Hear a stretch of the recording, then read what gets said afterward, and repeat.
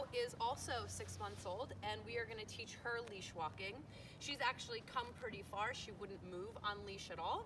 However, you can see that this is a dog that doesn't need as much leverage as Holly does. This is a dog that's much more sensitive, so we have her on a slip lead.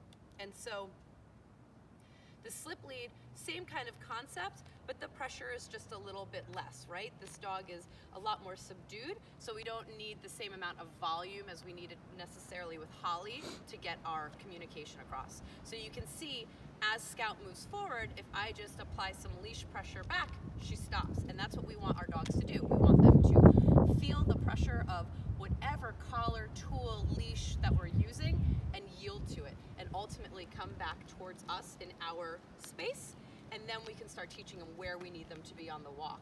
So with this one, we're gonna do the same thing. Come on, mama. We're just gonna walk, and you can see that she's a very timid little thing, so she is staying in my area, and that's good. And what we wanna do is the same thing. We just want to mark the behavior that she's doing, which is staying right next to my leg, and say good, and give her a food reward.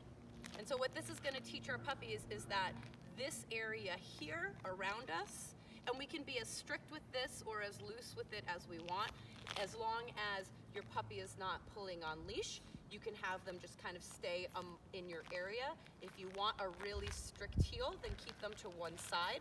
But either way, it's a personal preference. But you can see she's doing really good. Bless you. Not going to reward jumping. Try that again. So you can see she went out there. Little leash pressure and guidance got her back into my area. So again, same behavior that we're doing, different personality of the puppy. And so we just have to work with the sensitivity of our dog. So if you have a puppy that's really wild and crazy, you're gonna use a tool that gives you more leverage. If you have a puppy that's really sensitive, you're gonna have a softer conversation with them. Good.